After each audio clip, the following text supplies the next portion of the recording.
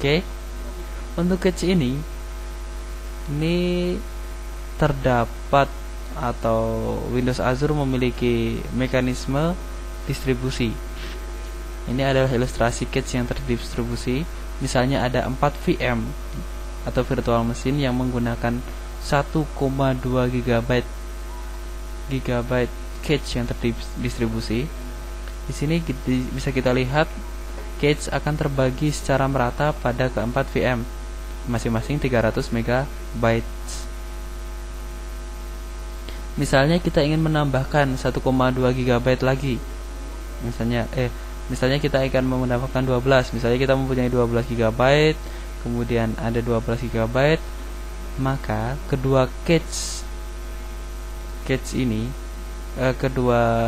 worker ini akan tercluster. Kemudian VM ini akan menganggap cluster tersebut menjadi satu kesatuan cache, sehingga VM ini atau instance ini akan membaca cluster ini sebagai satu cluster yang berukuran 24 GB distributed cache. Ini misalnya 2. Jika kita kembangkan menjadi 4 juga demikian. Jadi virtual machine ini akan membaca ini menjadi satu cache yang terdistribusi yang mempunyai ukuran 48 GB. Kemudian ada layanan identity. Layanan identity terintegrasi dengan identitas perusahaan Anda, mendukung single sign-on antar aplikasi Anda. Kemudian REST API Graph untuk perusahaan Anda, ya. Dan kemudian faktanya terdapat 93% dari Fortune 1000 yang menggunakan Active Directory. Seperti saya singgung sebelumnya, layanan identity ini jika Anda pernah mengembangkan aplikasi dengan Active Directory, maka Anda tidak akan asing lagi terhadap layanan identity ini atau single sign-on. Kemudian layanan yang lain di Windows Azure adalah layanan Service Bus. Di layanan Service Bus ini kita bisa memakai layanan pesan rahasia atau aman dan relaynya. Kemudian dapat membangun hybrid apps dengan mudah, atau maksudnya hybrid apps adalah aplikasi-aplikasi hybrid, misalnya desktop kita combine dengan mobile dan sebaliknya, atau kita combine dengan aplikasi berbasis internet, semacam itu. Kemudian Service Bus ini juga memungkinkan solusi yang loosely coupled atau ketergantungannya rendah, gitu.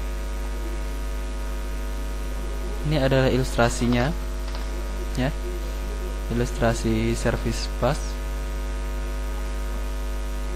Jika kita mempunyai cloud application, kemudian ada Service Bus Relay yang sudah kita configure atau kita definisikan, maka aplikasi di belakang firewall, ya, ini akan bisa diakses oleh klien.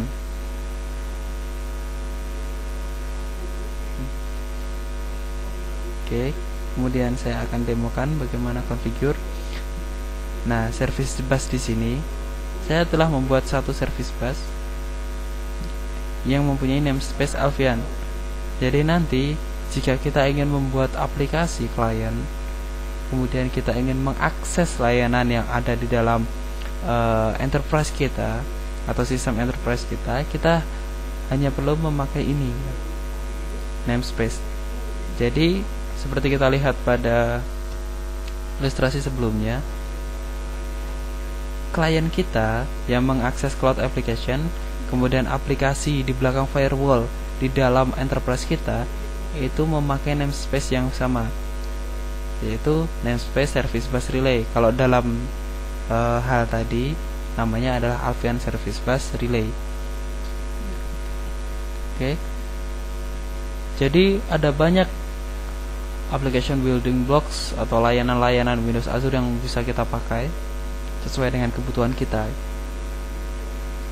Ada beberapa skenario untuk Windows Azure, sehingga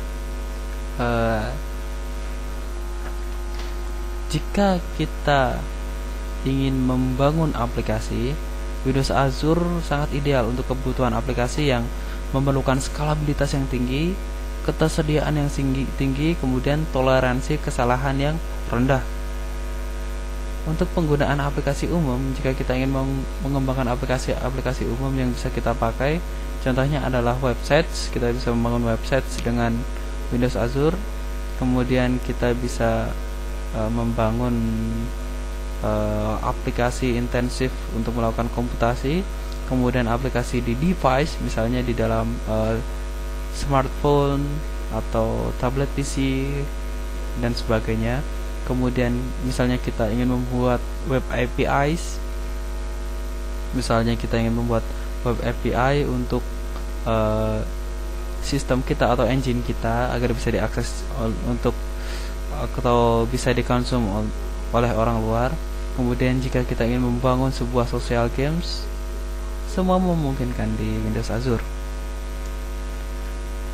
Ukuran instance di Windows Azure ada berbagai macam, dan semuanya mempunyai pricing yang sesuai. Jika kita memerlukan yang kecil, mungkin kita bisa melakukan charging untuk yang extra small. Demikian juga sebaliknya jika kita memerlukan yang sangat besar, dengan pricing $0.96 per service hour. Oke, untuk unit of compute-nya juga sama. Jadi dari extra small, small, medium, large ke extra large. Mulai dari 1 kali 1,0 GHz sampai 8 kali 1,6 GHz.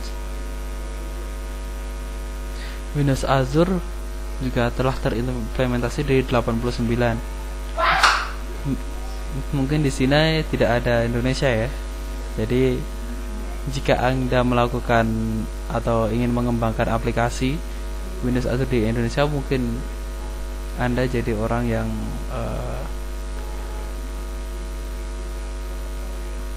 yang memanfaatkan opportunity atau kesempatan yang baru terbuka. Jadi peluang untuk mengembangkan aplikasi di Windows Azure ini sangat terbuka ya. Sama seperti portal Windows Azure yang telah saya jelaskan tadi sebelumnya ya. Windows Azure itu, saya ulangi lagi, mempunyai 3 jargon utama, yaitu fleksibel, open, dan solid. Fleksibel dalam pricingnya dan dalam layanannya, open atau terbuka di dalam library-nya atau pembangunan aplikasinya, kemudian solid datanya, data yang langsung di-manage oleh Microsoft. Ringkasan yang telah saya jabarkan tadi, Windows Azure menyediakan layanan lengkap yang dapat disesuaikan dalam pembangunan cloud aplikasi Anda. 1. Footprint data center yang global. Jadi terdapat 99,95% SLA per bulan. So, bayar hanya yang Anda gunakan. Kemudian Windows Azure fleksibel, pilihan komputasinya bebas untuk kita membangun virtual machine, website maupun service cloud. Kemudian Windows Azure juga mempunyai pembangunan blok layanan yang terkelola langsung oleh Microsoft. Bisa SQL database, cache, service bus, dan layanan-layanan lain. Jadi, mulailah sekarang akses http windowsazure.com. Jadilah orang yang pertama kali menikmati layanan Windows Azure di Indonesia. Saya Alfian dari CodePoint tentang Windows Azure. Demikian video pengenalan Windows Azure dari saya. Terima kasih telah mendengarkan video tutorial ini. Salam.